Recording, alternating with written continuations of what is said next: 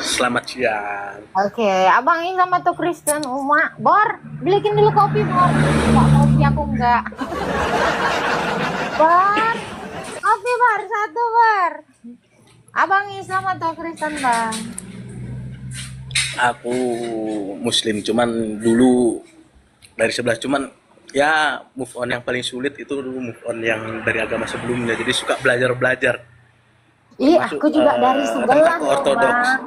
Serius, aku dari sebelah. Aku dari RT 6 ini udah Kristen loh. Tapi jangan bilang-bilang ya, Bang. Jangan bilang-bilang ya. KTP ku pun masih Islam.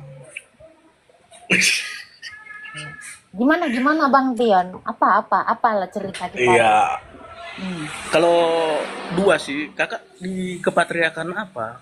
Kepatriakan Gereja Ortodok Yunani Sejati GGOC kah? Iya, betul. Oh, kalau saya juga apa namanya suka nimbrung di roomnya, tapi kepatriakan Moskow dia, Rocor, Ya, beliau. ya, ya, Mas Ah, ah, Kupatri. ah. Abang Ada seriusan satu dari yang Islam? mau, Eh, abang seriusan dari Kristen ke Islam? Kenapa iya, ke cuman aku Islam? susah move on aku. Enggak, aku tanya dulu, abang gara-gara apa masuk Islam, Bang? Pasti poligami ya. Ya, Poligami ya. Oh, poligami ya. Gara-gara di Kristen nggak diboleh ya? Tak patut, tak patut. Oh, Mak, tenggak dulu. Awas ya, Bang. udah relax kan? Ay. Ya ada yang mau kutanyain sih kak. Itu Jadi dulu. kalau misalkan, Itu dulu, Bang. Kenapa aku masuk Islam? ya Penasaran dulu kali kan, batinku ini loh. ya kalau dulu kan saya itu Protestan. Jadi apa yang menjadi pertanyaan di hatiku ini nggak ku dapatkan di Protestan gitu. Cuman kayak misalkan contoh ya, salah satu contoh ya, kok tiga Tuhannya Kristen begitu. Pada waktu itu pertanyaanku 2010. Mm-mm. Nah, itu ku dapatkan di agama dulu belum ada viral seperti ya Katolik itu kuanggap seperti Protestan gitu jawabannya. Kalau Ortodoks belum ada, belum ngetren di tahun itu, belum belum viral seperti sekarang. Nah, eh, di akhir-akhir ini zaman medsos ini 2020-an suka denger gitu loh di YouTube, seperti dua dua tokoh sih, Serius, Bang? Bapak Bambang Nursena sama Bentar, Bang. Tadi eh, Abang bilang, kenapa Tuhannya tiga? Emang ada di Alkitab dikatakan Tuhan kita tiga, Bang?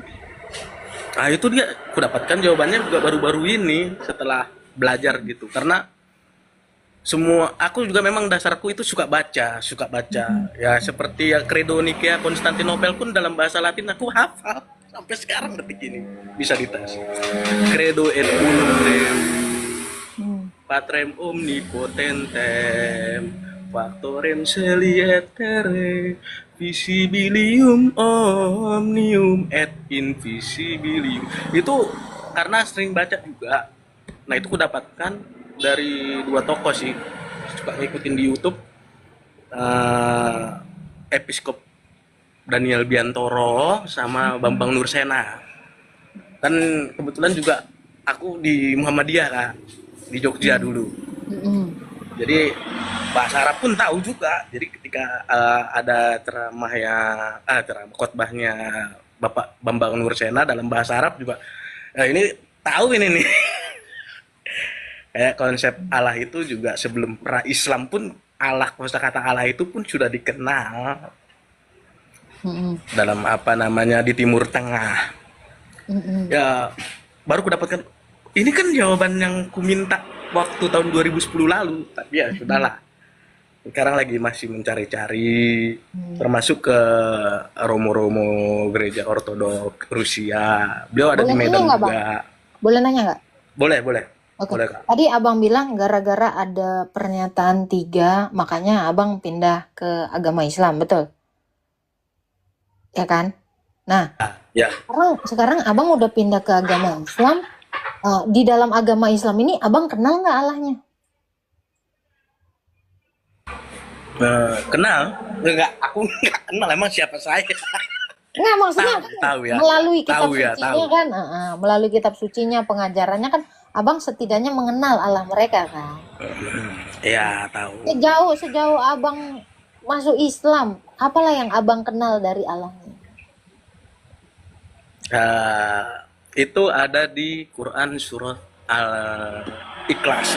Karakter Allah itu, karakter Tuhan itu harus 4. Hmm. Wa qul huwallahu Allahu ahad, ahad, Allahu samad, lam lam yalid wa lam yalid wa yulad, lam wa yulad, lam wa lam yakul yakul lahu lahu kufuwan kufuwan ahad. ahad. Ya, katakanlah Allah itu Allah itu Esa. satu. Berarti karakter Tuhan itu harus mencakup bahwa dia itu Esa. Abang tahu itu ada di Alkitab? Ada Shema Israel, Ah, Adonai Elohinu, Adonai Allahu ahad. Echad. Oke, Allahu somad artinya Kul huwallahu ahad, katakanlah Muhammad ya, Allah itu Allah Esa, itu Allahu Somad. Dia tempat bergantung segala sesuatu. Ya, berarti karakter kedua bahwa Tuhan itu ya bergantung semua segala sesuatu itu tadi. ketika di karakteristik kedua Allah tempat bergantung semua umat, apakah Allah yang abang kenal itu ya bisa menyatakan dirinya tanpa dia tergantung oleh makhluknya? Pernah mempertanyakan itu nggak? Hah? Nggak bisa. Loh, berarti yang kedua udah gagal. Nah kan? Kan Allah Allahu ahad, Allahu somad. Allah tempat bergantung semua makhluk. Loh, ini malah dia sama ciptaannya. Cuman ini? Gagal karakteristik kedua. Oke. Karakteristik yang pertama sama-sama ada di Alkitab. Tetapi kalau di Alkitab saya bisa jelaskan Allahu somad ya, Allah tempat bergantung segala makhluk. Itu betul. Bahwa semua makhluk ini bergantung sama dia dan dia tidak bergantung sama siapapun. Ini dibuktikan, justru karakteristik kedua ini dibuktikan oleh Allahnya orang Kristen. Oke, masuk yang ketiga Bang, silakan. Lam yalid wa lam yulad. Nah, lam yalid wa lam yulad ini di 2010 menjadi pertanyaanku. Allah itu tidak beranak dan tidak diperanakan. Ya. Apa yang bisa Abang kenal dari itu? Nah, bahwa Yesus Kristus itu kan Ibnillah, anak daripada Allah. Nah, ini kan kalau misalkan Tuhan itu ya dia tunggal, dia nggak butuh siapapun, dia nggak punya anak, nggak punya bapak. Nah, tapi ada jawabannya sebetulnya. Saya waktu lihat YouTube-nya Romo Daniel. Bentar, Abang tahu arti memperanakan dan diperanakan ya? Saya sudah tahu sekarang. Karena firman itu keluar daripada Sang Bapa, sebagaimana kata-kata saya keluar dari diri saya terimplementasi dari kata-kata saya. Pertanyaan saya, kalau Allah tidak mengeluarkan, Allahnya Abang, Islam, tidak mengeluarkan firmannya, bisa nggak dia menciptakan langit dan bumi? Kalau firmannya tidak keluar, kun fayakun. Kun fayakun, Quran surat Yasin. Nah, karakteristik ketiga gagal lagi. Nah, gagal. Sementara Oten nih masih nih unggul. Tiga-tiganya bener. Oke, yang keempat, coba. Walam yakul lahu kufuwan ahad, dan tidak ada yang serupa dengannya. Oke, tidak ada yang serupa dengannya. Apa yang menjadi hal yang rancu dengan istilah tidak ada yang serupa dengannya? Coba silakan di dalam iman Islam. Nah, makhluk itu nggak ada yang serupa, baik dari sekarang saya tanya hakikatnya, batu dari zatnya. Sekarang saya tanya, batu beranak nggak? Nggak. Allah beranak nggak? Ya enggak. Ya udah, kok udah serupa. Yang keempat udah selesai. Ya kan? Selesai udah. Cuman satu doang dia yang benar. Yang ketiganya selesai kan? Ada yang menyerupai dia ternyata. Tidak beranak. Tetapi dari narasi Allah tidak serupa dengan makhluknya. Tapi dia bisa nggak menyerupai makhluknya? Ini yang menjadi pertanyaan saya. Concern saya di situ. Ya, makhluk tidak ada yang bisa menyerupai Tuhan. Tapi Allah bisa? Ya, bisa melakukan segala sesuatu. Ya berarti nggak ada yang salah. Omnipoten dan Berarti tidak ada yang salah dengan Omnipotentem. firman Allah mengambil rupa manusia. Firman Allah menjadi manusia, berarti tidak ada yang salah untuk itu. Ya kan? Dan Bisa memang dijelaskan. diakui juga di iman Islam bahwa firman itu bukan makhluk. Ya kayak Quran lah menurut iman dari Islam. Quran itu memang bukan makhluk, tapi firman. Dia kekal. Firman itu memang. Itu iman Islam. Itulah yang diperdebatkan di zaman dulu Saya Mu'tazilah tahu, sama berarti abang Asy'ariyah. nggak mutajilah ya. Saya tahu. Abang Bukan. tidak mutajilah. Oh, tahu. Tapi tahu dong. Saya membahasin dari 2 tahun yang lalu. Oke. Karena banyak juga umat Muslim yang tidak tahu pemahaman tentang ini. Firman Allah itu tidak diciptakan. Tetapi ketika saya katakan, kayak kemarin diskusi saya, gitu ya kan. Firman Allah itu diciptakan tidak. Firman Allah itu sama dengan Allah, kata dia. Saya tanya ke Quran, tiba-tiba blank sampai di situ. Nah ini kesalahan pemahaman itu.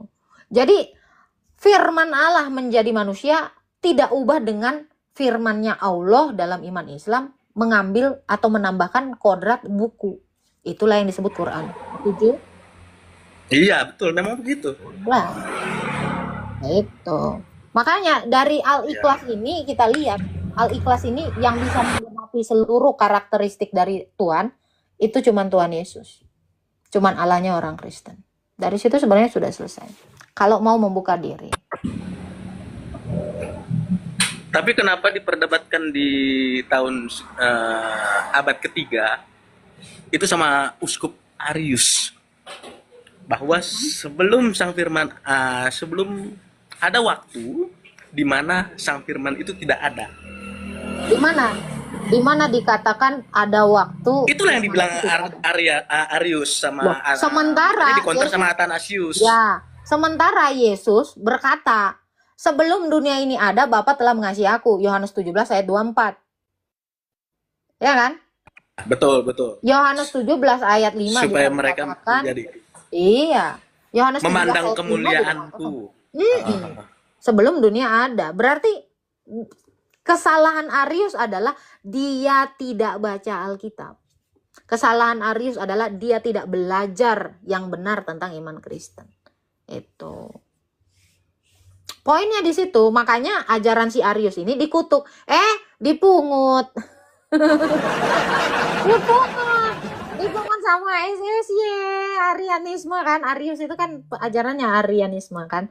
Dipungut sama SSY, dipungut sama Ebionit, apa lagi? Nasrani.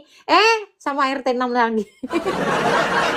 Dipungut. Ajaran yang salah ini dipungut, disebarkan dan menjadi ideologi yang baru. Nah itu dia. Makanya gereja itu keren sekali ketika melakukan konsili. Dan itu dibantah. Ya. Dan memang saya juga suka baca-baca kayak konsili, mulai dari konsili Nikea, Konstantinopel, Efesus. Sejarah Sampai Kristen itu kalau perlu. di Katolik ada konsili Trente dan Vatikan terakhir. Itu tidak diakui karena hanya 7 konsili yang diakui gereja semesta. Ya, sampai Kalsedon ya, Kak ya. Bukan Kalsedon ya. Yang ikonoklasme. Tunggu ya. Ikonoklasme. Banyak. Jadi ada 7 konsili yang diakui. Konsili Kalsedon tuh juga ada 2 ya kalau nggak salah. Konsili Nikea yang kedua itu juga 2. Gitu ya. Ini saya searching dulu. Mungkin di searching ada tuh 7 konsili ekumenik. Jadi ada beberapa konsili yang dilakukan gereja lokal. Kalau itu tidak dilakukan oleh semesta, itu tidak dianggap. Seperti itu. Gitu, Bang. Kalau ini bisa terjawab, nanti saya jadi bahan perenungan lah. Setelah ini saya cari-cari literasi lagi. Terakhir, pada waktu Yesus disalib, dia mengatakan Eli, Eli, lama sabachthani. Eli itu kan dari kata turunan dari kata Elohim. Eli. Dalam bahasa Aramaik menjadi Eli. Kenapa dia mengatakan itu? Kan dia dua-dua. Dui natur, ada kodrat ilahinya di dalam dirinya. Kenapa dia mengatakan kepada Yesus kan mengatakan gini, harus digenapi semua yang tertulis tentang aku dalam kitab Taurat Musa, kitab Nabi-Nabi dan Mazmur Daud. salah satu perkataan Yesus di kayu salib tentang Eli Eli lama sabaktani itu adalah Mazmur 22. Jadi Yesus itu bermazmur. Abang kalau baca Mazmur 22 dari ayat 1 sampai selesai, satu pasal itu menceritakan penderitaannya di kayu salib. Jadi Yesus itu sedang menggenapi tulisan Raja Daud di dalam Mazmur 22. Dia bukan lagi sedang ini. Istilah kata bang, kalau saya kasih contoh. Saya lagi nyanyi ya Tuhanku, bapaknya meninggal jadi hantu. Apakah itu adalah hidup saya? Apakah itu tentang menceritakan saya? Itu kan adalah lagu. Nah, demikian Yesus itu bermazmur supaya Daud itu tidak malu di hadapan Allah. Dia sudah menuliskan nubuatan yang tidak digenapi, maka Yesus menggenapi itu. Kalau Yesus tidak menggenapi Mazmur Daud, berarti dia bukanlah Mesias yang dijanjikan Allah.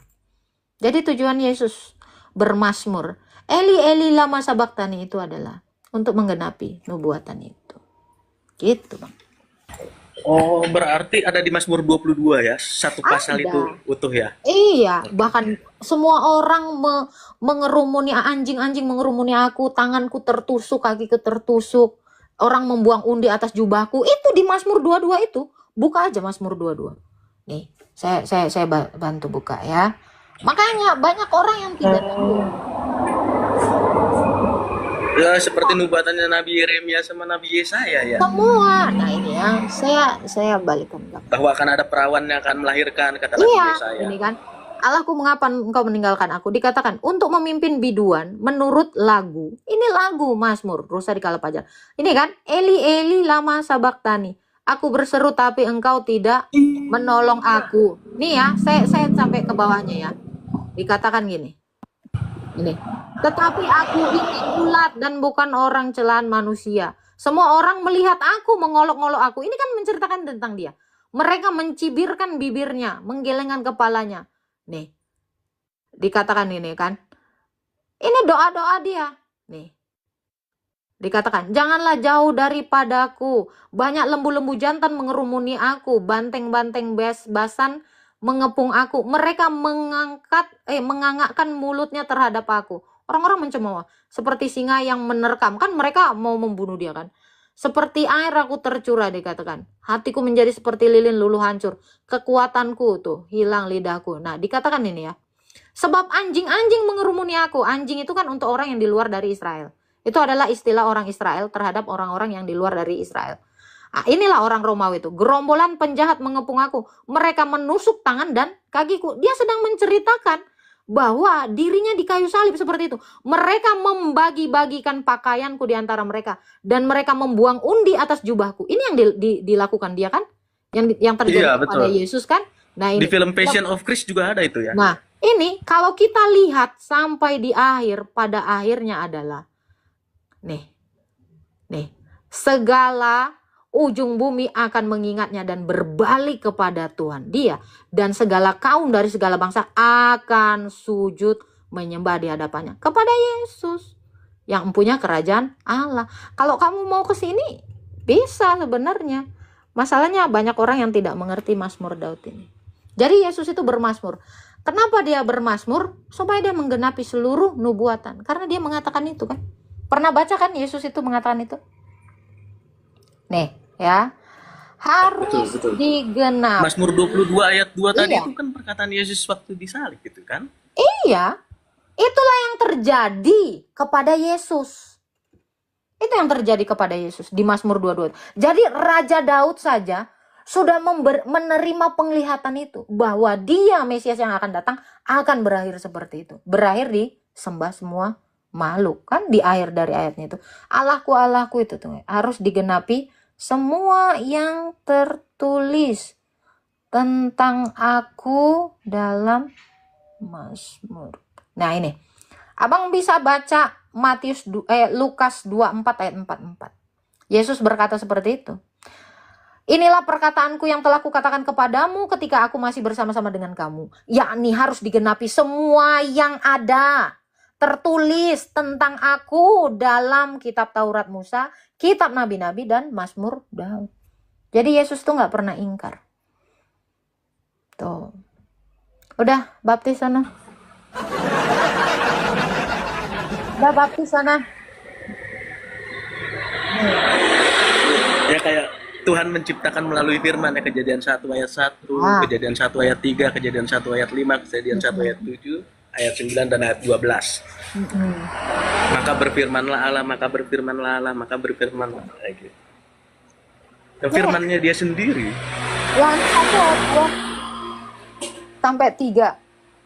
Jadi Allah itu menciptakan segala sesuatu itu melalui firman dan rohnya. Dan tanpa dia, tanpa firman, tidak ada, ayat Tidak ketiga, ada segala yang sesuatu segala yang yang menjadi. terjadi dari segala apa yang dijadikan.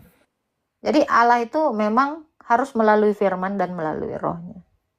Mazmur 33 ayat 6. Dengan firman Allah, langit dijadikan. Nah ini di Mazmurnya Daud juga ini. Jabur Daud ini.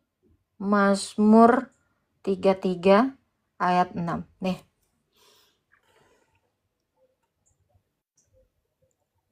Nih Itu kan? untuk saudaramu. Sebentar Kak, aku potong ya, maaf ya Kak. Boleh ya?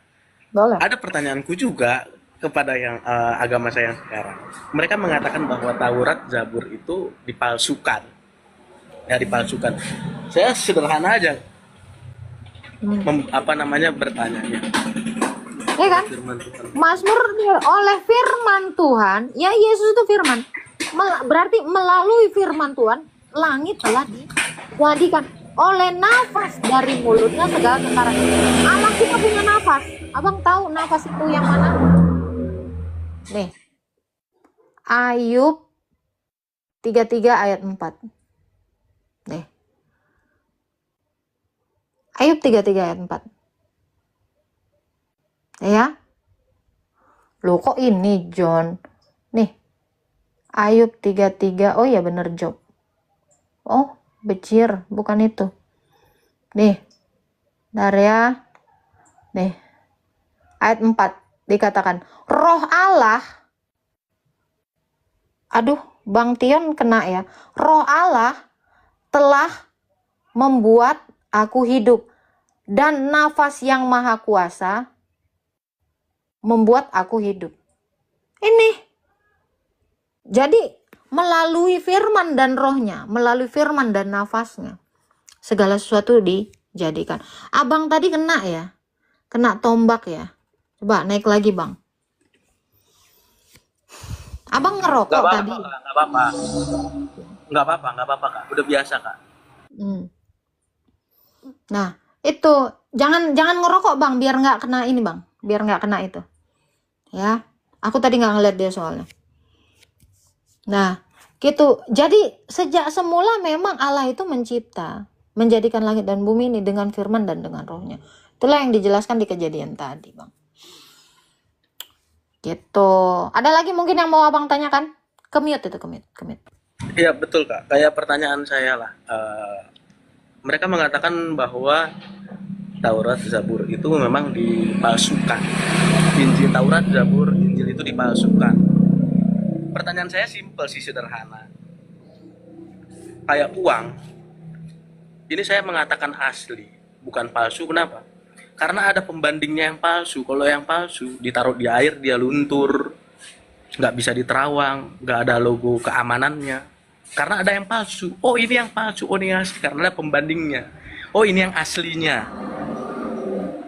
Yang aslinya bisa diterawang, kalau dicelupin di air dia nggak luntur. Nah, kembali lagi ke konteks. Kalau dikatakan yang palsu seperti itu, berani mengklaim bahwa Taurat, Zabur, Injil yang sekarang itu palsu, yang aslinya mana? Tunjukkan dong. Nah, mungkin Itu nggak terjawab. Sampai sekarang nggak terjawab. Mungkin si Pandu Galang Ramadan yang di bawah ini ya bisa menjawab itu.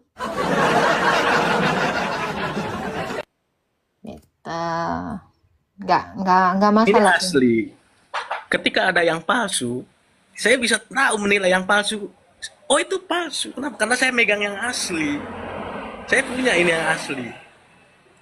Gitu. Ah, kalau dia mengklaim bahwa itu dipalsukan, tunjukin dong ke saya yang aslinya mana.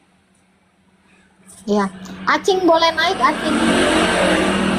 Ya, yang teman-teman di bawah ini kalau mau menjawab pertanyaan abang ini boleh naik. Ya, Pandu juga boleh naik.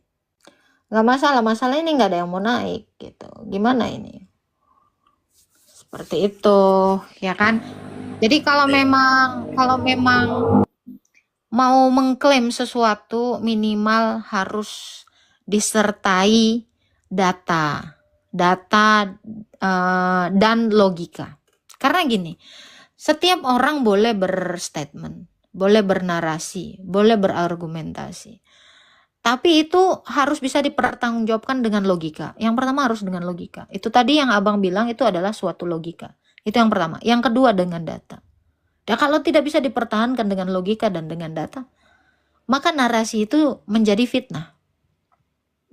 Itu.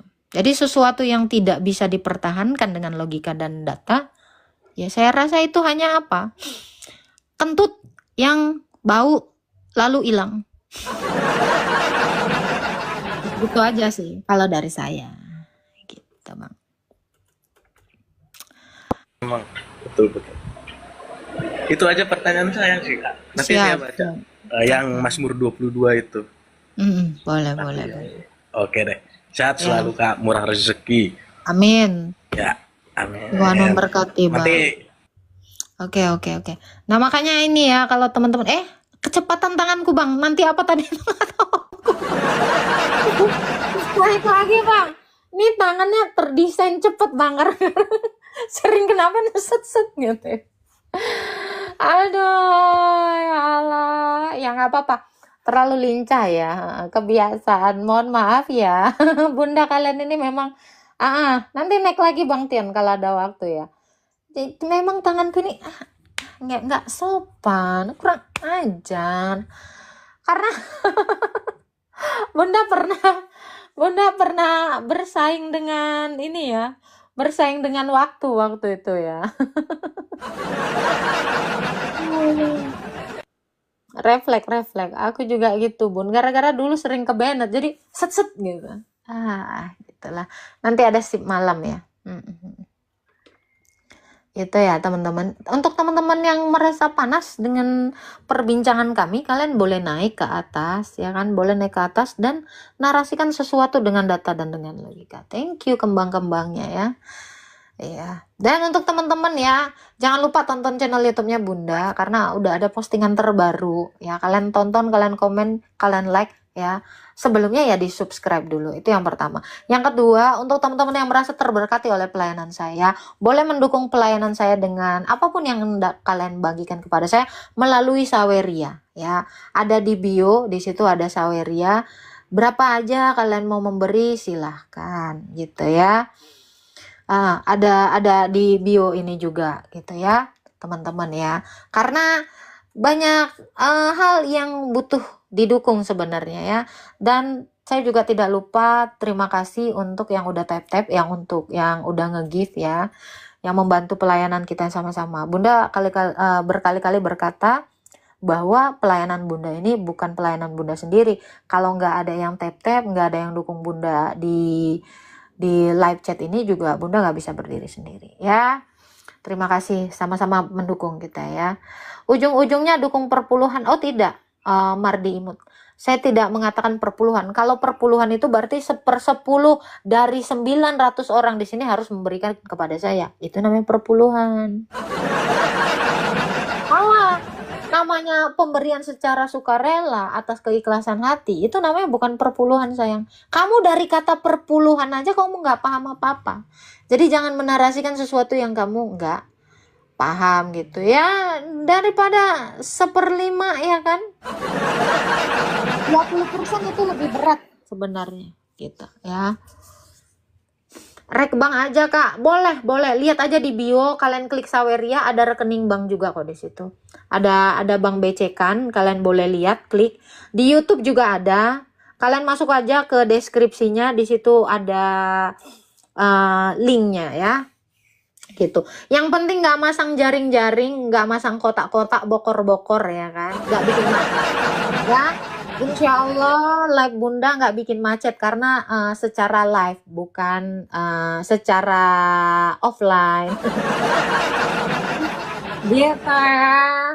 Kalau kalian suka silakan tonton, nggak suka boleh keluar. Tidak ada paksaan dalam iman Kristen. Tapi kalau kalian mau selamat ya bolehlah. Kalau kalian mau penasaran bolehlah, ya kan? Mulai. Jahil. Enggak lah, Bunda nggak jahil karena ini bukan zaman jahiliyah. Bunda nggak pernah menarasikan itu sebagai durung-durung kolekte, enggak. Karena di dalam Galatia 6 ayat 6 dikatakan ya, baiklah seseorang yang sudah menerima pengajaran, dia membagi segala sesuatu yang dimilikinya terhadap orang yang membeli pengajaran. Ini dalil, bukan main-main, Cok. Halo, Pak Sugar. Halo. Halo, selamat siang. Selamat siang, Pak Sugar. Apa kabar? Baik, puji Tuhan Ya. baik. Silakan Pak Sugar, ada mungkin yang mau ditanya. Ah, Masih Islam ya Pak ya? masih? Masih, alhamdulillah. Kirain, takutnya tiba-tiba udah dibaptis kan kaget nanti aku Pak.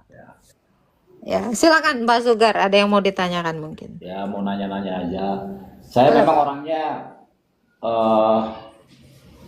belum tertarik, bukan tidak tertarik, belum tertarik secara dogmatis. Tapi saya ada minat untuk belajar. Bagus Pak. Jadi mana yang bisa mengenal dalam hati saya. Tuh, saya pengen tanya makna korban bagi orang Kristen itu apa?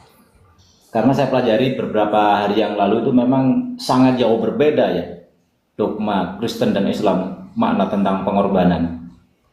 Dalam Islam kan idul korban. Itu untuk orang Kristen tuh maknanya apa? Kurban itu kalau kita secara bahasa Indonesia literasi bahasanya aja, kurban itu artinya seseorang yang menggantikan kondisi seseorang yang tidak bisa ditanggungnya. Itu kurban. Ya kan?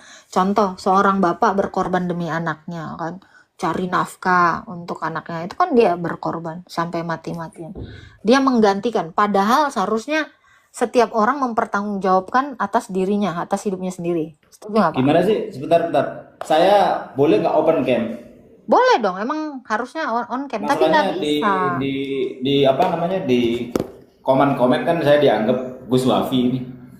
Enggak. Ini Pak Sugar ini udah agak lama juga ya Pak ya di sini. Ya. Ini bukan Gus Supaya Wafi. orang tahu saya tuh bukan Gus Wafi. Gimana caranya ini? Nggak bisa, Bapak baru ini pengikutnya itu baru Belum bisa ya? 96, belum bisa. Oh ya udahlah. Gitu ya. Oke lah kalau gitu. Tapi yang pasti ini bukan Jet Li ya. Ah, Oh, Jackie Chan. Ini bukan Jackie Chan yang pasti. mungkin saya bisa menerangkan dikit arti korban dalam Islam. Itu sebenarnya yang saya tahu kan mengenang Nabi Ibrahim zaman dulu, bentuk kepatuhan seseorang nabi kepada Tuhannya sampai mau mengorbankan anaknya. Oke. Itu Kalau bentuk itu dikatakan dari kepatuhan. mengenang di zamannya Nabi Ibrahim, apakah Nabi Ibrahim saat mengorbankan anaknya itu bagi-bagi daging? Dimakan dagingnya? Belum. Jadi waktu itu memang bentuk kepatuhan seorang nabi terhadap Tuhannya. Jadi akhirnya Tuhannya merubah anak Ibrahim menjadi seekor domba. Itu aja maknanya. Artinya Mengubah Tunggu. Mengubah Ibrahim menjadi seekor domba. Ini cuman ini. mengubah anaknya Ismail menjadi domba. Jadi kenapa Ibrahim itu mau mengorbankan anaknya? Karena bentuk kepatuhan Ibrahim terhadap Tuhannya. Kan begitu. Jadi akhirnya Tuhan merubah anaknya menjadi seekor domba. Arti seekor domba ini artinya diartikan bahwa manusia sesungguhnya nanti akan berkorban untuk berbagi terhadap sesama. Dalam hal ini ya sosial. Itu sebenarnya maknanya. Oke. Pertanyaan saya gini, dapat data dari mana Ibrahim itu mengorbankan Ismail bukan Ishak? Yang saya tahu dari mimpi, dari wahyu. Jadi Nabi Ibrahim disuruh mengorbankan anaknya satu-satunya yang paling disayangi yaitu Ismail untuk dikorbankan.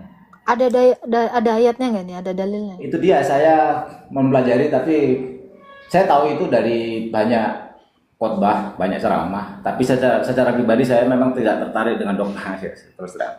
Tapi itu sangat populer cerita itu sebenarnya. Karena Banyak gini, kepopuleran cerita ini dalam iman Islam ternyata tidak sama dengan kepopuleran cerita ini di bangsa Israel. Kita tahu bangsa Israel sekarang ini adalah bangsa yang masih berdiri, dan ini adalah dari keturunan nabi-nabi. Dan di Israel sendiri itu tidak pernah ada narasi yang mengatakan yang dikorbankan itu Ismail. Tetapi semua dunia tahu itu adalah Ishak. Baru di dalam iman Anda ada narasi Ismail dikorbankan Ibrahim. Ya, Nah, betul. kepopuleran cerita ini ternyata tidak sesuai dengan pengakuan cucunya Nabi. Karena Israel itu adalah cucunya Abraham, benar-benar real cucunya Abraham. Dan Jujur, cucunya ini, ya, cucunya ini tidak pernah menyatakan bahwa yang dikorbankan itu Ismail. Gitu. Nah ini dari sini kalau kita mau berlogika kan, mau tahu yang kebenarannya dari sini aja udah salah gitu. Ini bisakah informasi ini dipertanggungjawabkan gitu secara valid kan gitu. Kalau memang, maaf ya, mohon maaf kalau tersinggung ya, tapi nanti koreksi. Kalau memang Allah ini maha mengetahui, kenapa dia tidak tahu yang dikorbankan itu adalah Ishak, bukan Ismail? Iya, sejauh yang saya tahu memang korban yang dikorbankan adalah Ismail. Nah itu dia. Akhirnya Ismail sendiri dirubah menjadi domba, bentuk dari kepatuhan Nabi Ibrahim terhadap Tuhannya. Ismail dirubah jadi domba, jadi Ya. Ismail jadi kambing gitu, jadi domba gitu. Iya, Wah. itu kok sangat populer tuh cerita itu. Jadi Ini yang saya pelajari dari Kristen memang sangat berseberangan sekali ya, Iya. sangat jauh berbeda. Yahudi dan Kristen itu dari dulu kisah itu ya tetap dengan seperti itu, dan berarti kisah di dalam iman Islam adalah kisah yang baru, Pak. Itu. Iya. Itu. Adakah sih memang yang ada kemiripan dalam Kristen mirip gitu? Bagaimana manusia itu disuruh untuk berbagi terhadap sesama dengan cara berkorban? Ada nggak di Kristen? Kurban itu pribadi.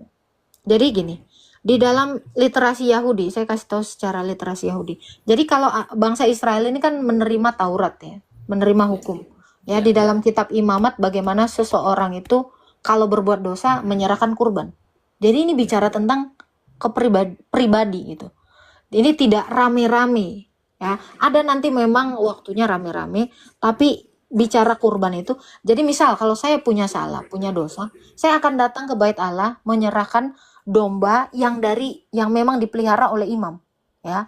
Saya akan mengambilnya itu dan menyerahkannya kepada imam dan mengakui dosa saya, sehingga dosa saya tadi dilimpahkan. Inilah makna kurban, dilimpahkan kepada domba tadi. Pengakuan dosa. Iya, pertamanya diakui dulu dosanya. Ini memang menjadi ketetapan dan hukum. Jadi saya misalnya punya dosa, saya berzina, saya menyerahkan domba kepada imam. Saya mengakui dulu, karena dosa itu mau dihapus ya harus diakui dulu lah. Orang kalau mau minta maaf kan diakui dulu kesalahannya baru dimaafkan. Kan nggak logis tiba-tiba gue minta maaf tapi nggak tahu salahnya. Ini kan nggak logis gitu kan. Ya. Jadi gitu. Misal saya berzina, saya menyerahkan kurban kepada imam. Saya berzina dan saya mengakui itu, dan imam tadi akan mendamaikan. Tugas imam tadi mendamaikan saya dengan Allah. Dosa saya itu akan dilimpahkan ke korban tadi, pengganti tadi. Dilimpahkan ke sana sehingga dibakar habis korban ini. Pertamanya disembeli, darahnya ditampung, itulah yang diletakkan di mezbah, dicurahkan di mezbah. Lalu seluruh dari tubuh kurban ini, domba ini dibakar habis bersama dengan dosa itu. Dengan cara itu dosa saya hilang, dihapus. Itulah yang namanya korban penghapus dosa. Jadi benar-benar dihapus, hilang, tidak ada lagi. Jadi tidak bisa hanya bicara saja, tetapi dengan seperti itu. Karena memang menurut hukum Taurat, tidak ada pengampunan tanpa penumpahan darah. Gitu. Sebab begini, hukum Allah kami itu adalah mata ganti mata. Tangan ganti tangan. Jadi kalau saya bersalah, maka nyawa harus hilang. Nyawa ganti nyawa, kan gitu. Kalau saya berdosa, upah dari dosa itu adalah maut. Jadi saya harus mati. Namun digantikan sama si korban tadi. Makanya dikatakan domba ini adalah kurban, menggantikan saya. Dia yang mati, saya yang tetap hidup. Itulah makna kurban di dalam iman Kristen. Dengan jalan seperti itu, saya menjadi kudus dan saya bisa disatukan lagi dengan Allah. Sebab Allah adalah kudus, Maka kita tidak akan pernah bisa menyatu selamanya dengan Allah kalau kita dalam keadaan berdosa. Gitu. Caranya gimana supaya kita kudus bisa lagi dipersatukan dengan Allah? Ya harus dengan kurban. Itulah makna kurban di dalam imannya dari Adam, Habel, sampai kepada nabi-nabi Abraham, Musa, sampai sekarang ke Yahudi dan sampai ke Kristen. Makna kurban itu tidak pernah berubah dari dulu sampai sekarang. Itu arti kurban itu. Makanya kenapa Yesus itu pun dia tidak berdosa, dia suci, sama seperti domba itu, tidak bercacat celah, menggantikan yang berdosa. Karena kalau pendosa dengan pendosa, ini sama-sama membawa dosa. Ini nggak akan bisa menjadi kurban gitu. Contohnya gini, logikanya adalah gini. Bapak sakit, mau menolong orang sakit, nggak bisa toh? Nggak bisa, ya. Harus yang sehat dulu baru bisa menolong yang sakit. Demikian, si pendosa itu bisa ditolong dengan yang tidak berbuat dosa. Itulah yang namanya kurban. Jadi walaupun memang sudah Tuhan Yesus sudah mengorbankan dirinya di kayu salib untuk menebus dosa-dosa umatnya, untuk menebus kita dari dosa. ya, menebus umatnya dari dosa, menggantikan kita. Salib. Artinya itu belum cukup ya. Pengakuan dosa sebagai belum cukup ya. Cukup, makanya kenapa kita itu harus mengikut Yesus. Kalau kamu tidak menyatu dengan Yesus, kalau kamu tidak menerima dia sebagai kurbanmu, ya kamu nggak akan bisa selamat. Makanya kenapa semua harus percaya Kristus supaya dia bisa selamat di dunia ini. Tanpa Yesus tidak ada pengampunan. Karena gini, sekarang ada nggak orang yang, karena gini Pak ya, hukum dan ketentuan Allah adalah, kenapa Allah ini kan bikin Taurat, bikin hukum, bahwa seseorang itu harus menyerahkan kurban. Sekarang imamnya siapa? Kalau memang nggak butuh Yesus, sekarang imamnya siapa di bait Allah? Bait Allahnya bahkan sekarang udah nggak ada. Ya kan? Imamnya nggak ada, bait Allahnya nggak ada. Kurbannya pun tidak ada. Kenapa? Karena kurban itu hanya bisa dipelihara oleh imam-imam Lewi. Sementara imam Lewi udah nggak ada. Kurban nggak ada, imam nggak ada, ya nggak ada pengampunan dosa. Makanya kenapa semua orang butuh Yesus untuk diampuni dosanya. Inilah kalau memang agama Bapak ya, ini kalau memang agama Bapak adalah pelanjut dari agama Abrahamaik atau pelanjut dari agamanya Musa, kenapa ini tidak ditetapkan? Kenapa ini tidak dilestarikan? Kenapa ini tidak diteruskan? Kan gitu. Hukum ini, kalau Allah itu memang Allah Bapa itu memang benar adalah Allahnya bangsa Israel. Kenapa bait Allah itu tidak dipertahankan dan imam itu tidak dipertahankan dari Lewi? Nah ini, karena dari keturunan Lewi lah adanya imam. Kalau tidak dari Lewi itu tidak ada imam. Kalau memang, kan logikanya gitu. Kalau memang Allah Bapa itu adalah Allahnya orang Israel, kenapa berubah hukumnya? Allah itu dari dulu tidak pernah merubah hukumnya sampai detik ini.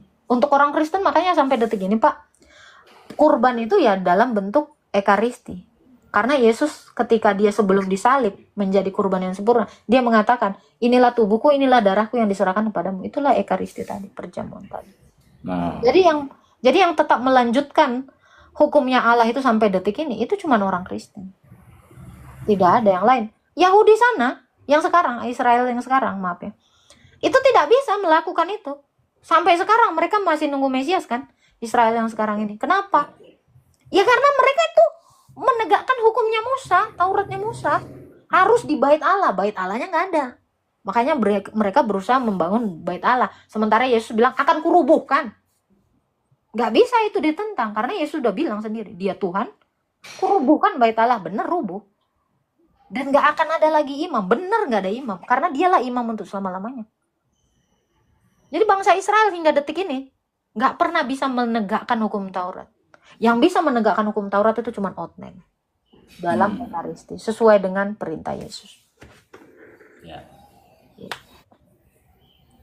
Itulah makna kurban di dalam iman Kristen. Ya, sangat Tidak banyak orang Kristen juga mengetahui tentang kurban ini.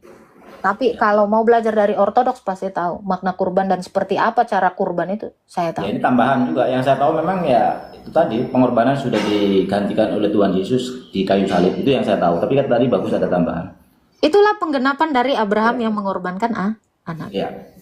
Maka tadinya domba, menjadi manusia. Bahkan di zamannya Abraham, tadinya manusia jadi domba. Makanya kenapa Yesus gelarnya adalah domba Paskah Allah. Yohanes 1 ayat 28. Ya. Gitu. Saya juga sempat Kata Nabi Yohanes ini ya. tanya sih sebenarnya dalam hati, cuman saya nggak berani waktu Iya. itu. Saya sempat tanya sih kenapa sih kok Ismail kok dirubah jadi domba? Turun dari mana gitu. Cuman Bukan saya nggak Ismail berani. si Ishak ya. Makanya kenapa Nabi Yohanes di dalam iman Bapak, mungkin Bapak mengenal yang namanya Nabi Yohanes. Kenapa Nabi Yohanes mengatakan, lihatlah anak domba Paskah Allah datang untuk menghapus dosa dunia. Itu perkataan Nabi Yohanes. Nah, Merujuk kepada Yesus. Ketika dia bertemu dengan Yesus di Sungai Yordan, dia berkata itu. ya. Gitu, Pak. Ya kalau di dalam Islam kan memang Ismail gitu loh maksudnya, maksud saya. Keyakinan itu. Dogmanya di situ. Ada satu lagi sih sebenarnya. Boleh, silakan. Boleh, Pak. Di dalam Kristen itu masih ada percaya nggak dengan alam barzah? Alam barzah itu apa dulu? Hidup setelah kematian di alam kubur. Oke. Kalau ini maksud saya begini, kalau di dalam Islam kan memang dipercayai bahwa ketika orang meninggal dunia itu masuk di dalam alam kubur atau alam barzah. Itu nanti kan sebelum kiamat terjadi kiamat itu kan ditanya-tanya. Jadi keimanannya ditanya-tanya, akhirnya di situ ada penyiksaan. Makanya saya mohon maaf ini Ada. intermezzo aja nih ya. Ada. Begitu beratnya memang di Islam sendiri harus diakui memang di dunia aja memang begitu sulit. Di alam kubur disiksa. Begitu ke kiamat nanti jalan di jalan Shirathul Mustaqim untuk ditimbang dan sebagainya. Itu begitu berat memang proses-proses itu terjadi. Nggak tahu kalau di dalam Kristen gimana? Ada dong. Di Lukas 16 dari ayat 19. Bukan Rasul ya. Lazarus sendiri. Kan ini ya. Kenapa kami justru ini narasi dari orang Kristen? Ya, karena Lazarus sendiri udah mati kan, Pak. Kita tahu Lazarus itu sudah mati 4 hari lalu dibangkitkan Yesus untuk memberitahu alam barzah itu. Nah, di dalam Lukas ini adalah salah satu rasul yang menerima kesaksian Lazarus ini dan dicatatkan di dalam Injil. Ya. Di dalam Lukas 16 dikatakan mulai dari ayat 19 sampai 29 dikatakan bahwa orang kaya mati, Lazarus juga mati. Orang kaya itu tersiksa, panas. Bahkan dia sampai minta tolong sama Abraham, ya, Bapak Abraham, untuk menyuruh Lazarus menyelupkan tangannya di air lalu memberikan dia minum. Karena dia merasakan siksaan di namanya Tartarus, alam barzah tadi, alam dunia orang mati tadi. Disiksa. Sementara Lazarus yang percaya kepada Yesus, dia tidak masuk ke alam barzah atau Tartarus tadi. Karena apa? Karena dia sudah bersama-sama dengan Bapak Abraham yang adalah Bapak dari Lazarus ini. Karena Lazarus ini adalah keturunan Allah yang dijanjikan gitu. Nah itu. Jadi ada. Artinya yang percaya itu langsung masuk surga begitu? Yang percaya itu di Firdaus, di pangkuan Abraham. Langsung ya? Belum langsung surga. Belum surga. Karena kan belum kebangkitan. Belum dihakimi, belum dibangkitkan. Tetapi orang-orang yang tidak percaya kepada Yesus sudah mengalami yang namanya siksaan sebagian. Itulah alam barzah tadi. Nah, kenapa saya lebih percaya dogma di Kristen seperti ini? Karena Lazarusnya sendiri sudah pernah melihat itu. Karena dia sudah pernah mati. Maka dogma kami ini adalah kesaksian yang benar-benar nyata menjadi pengajaran bagi kami. Nah, sementara di dalam iman Islam, saya nggak tahu ada cerita alam barzah demikian. Dasarnya dari mana? Ya. Nah, setidaknya kalau kita menggunakan logika, rohnya dibangkitkan begitu ya? Roh itu tidak dibangkitkan karena roh tidak mati.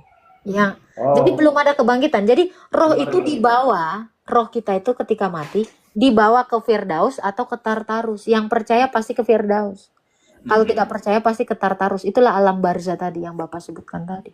Jadi roh itu tidak dibangkitkan, tapi memang roh itu memang nggak pernah mati. Yang mati itu kan badan. Nah, gitu. Bahkan di dalam Lukas 16 ini diceritakan ya. Lazarus sendiri yang bilang. Karena dia udah pernah mati.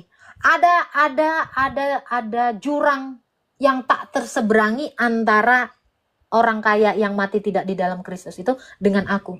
Ada jurang yang tidak terseberangi sehingga aku yang di Firdaus tidak bisa menyeberang ke Tartarus. Dan yang di Tartarus, alam barzah tadi, tidak bisa menyeberang ke Firdaus. Ini kata kesaksian Lazarus yang sudah mati dan Nggak bangkit. pernah mengalami ya. Iya, makanya saya nggak percaya kalau ada orang udah di neraka, dicelup-celup, terus diangkat ke surga. Karena belum ada. Secara data tidak ada, secara logika pun tidak ada. Gitu. Tetapi Lazarus saya percaya. Kenapa? Karena dia sendiri yang sudah mengalami kematian dan kebangkitan. Ya. Demikian Yesus. Jadi bukan hanya Lazarus doang. Yesus juga mati. Makanya Yesus juga bisa menceritakan tentang alam kematian ini. Dia sudah bangkit. Kalau tidak ada faktual, bagaimana kita bisa mengamininya? Bukan mengimani ya, bagaimana kita bisa mengamininya? Gitu. Ya. Karena iman saja kalau tidak diaminkan kan nggak mungkin jadi kan? Ya.